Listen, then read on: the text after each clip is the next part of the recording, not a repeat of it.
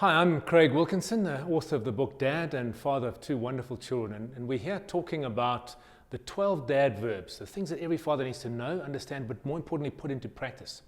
And we're on to the 8th dad verb, which is the verb to protect.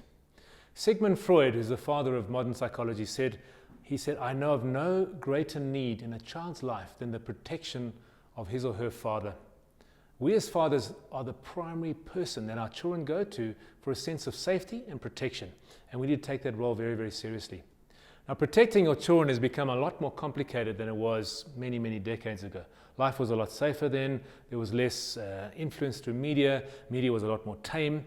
Now we have a situation where the dangers that our children face are on social media, are in interaction with other children at school, are at going to sleepovers. There are many, many areas in which our kids are exposed to danger. And we as parents need to be very aware of the dangers that they face and be very, very willing to protect them from them. The key thing in protecting our children is awareness. We need to understand what our kids are exposed to. We need to know what social media they're exposed to. We need to know what's coming onto their handsets, their devices, their computers, their laptops, their iPads, their cell phones. We need to be aware of the stuff that they're exposed to. We need to be aware of the songs they're listening to. We need to be aware of the kids and the children that they hang out with. We need to be aware of what kind of input's coming through internets. There are a lot of angles that we need to really understand as parents and as fathers.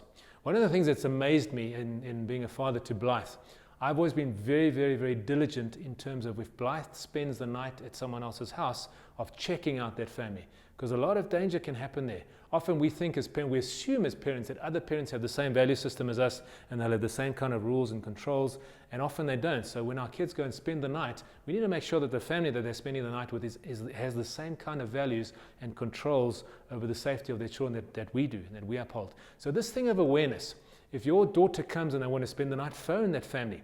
Be in touch with them, chat to them. I like to go and meet them. Shake their hand, look in their eyes, see the environment, get a feel for the kind of person that's going to be looking after my daughter. So this issue of awareness is absolutely crucial. Be aware of what your children is exposed to. And the second key thing is to educate our children. You know, we cannot be there 24/7 for our children. Unfortunately, we can't. And there are going to be times when we're working and they're out there, and we need to educate them and equip them so that they understand the dangers that they're facing. And they have the knowledge, both emotionally, heart and mind, to be able to cope with and deal with the kind of dangers that they might face.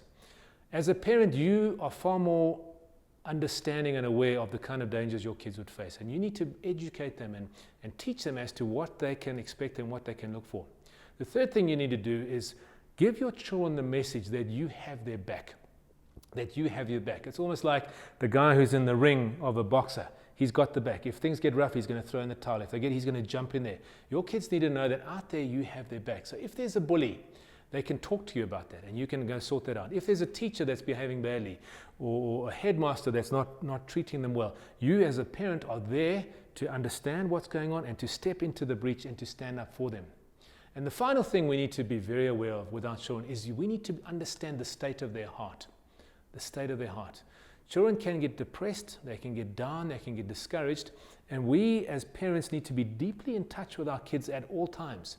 If their behavior starts to change, they start to eat less, they start to become we need to be very much in tune with their hearts and where they're at, because that might be a sign that something's wrong in their lives, and we need to be able to step in and take control of that. So your children, your daughter and your son need to know that you as their father have their back. You will protect them, you'll equip them so that they can handle whatever dangers they face. You're the man who's tasked with protecting your kids and equipping them to deal with any danger that they have. So go out there and be a fantastic father. I'm the author of a book, Dad, which I'd love you to get hold of. And I've also put together a course which contains details, video clips, reading materials, and valuable exercises on how to practice becoming a great father. So go out there and be a fantastic father.